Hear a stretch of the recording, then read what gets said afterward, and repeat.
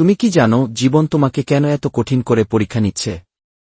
অনুপ্রেরণা, ego is the enemy crying holiday.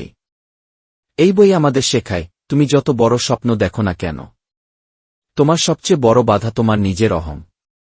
তুমি কি কখনো এমন সময়ের মধ্যে দিয়ে গেছ যখন মনে হয়েছে তুমি অনেক কিছু জানো, তুমি যোগ্য, তবুও সফলতা পাচ্ছ না?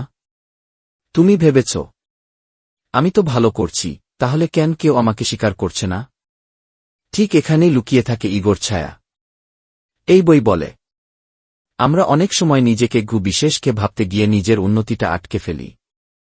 তুমি যদি নিজেকে একজন শিক্ষার্থীকে ভাবো, তাহলে তুমি প্রতিদিন শিখবে। কিন্তু তুমি যদি ভাবো আমি তো জানি তাহলে শেখার দরজা বন্ধ হয়ে যাবে।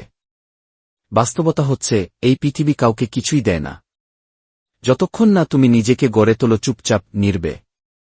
তুমি যত নম্র থাকবে, তত দ্রুতই তুমি উন্নত হবে।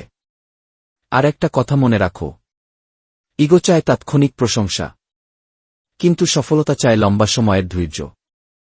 তুমি হয়তো ভাবছ, কেন আমার সাথে সব কঠিন হচ্ছে? কারণ তুমি গড়ে উঠছ একজন এমন মানুষ হিসেবে যার ভেতরে ইগো থাকবে না, থাকবে দায়িত্ব। তুমি গড়ছ একজন নেতা নিজেই, যে শুধু সামনে হাঁটে না, বরং অন্যদের পথ দেখায়। যদি এই কথাগুলো তোমার হৃদয় ছুঁয়ে যায়, তাহলে একটা লাইক দাও, কমেন্টে লিখে জানাও আজ থেকে তুমি কিভাবে নিজের অহংকে নিয়ন্ত্রণে রাখবে। আর এমন বৈভিত্তিক বাস্তব অনুপ্রেরণা পেতে চাইলে সাবস্ক্রাইব করে রাখো ম্যান অব চাম্বকে। কারণ আসল পরিবর্তন শুরু হয় নীরব এক উপলব্ধি থেকে।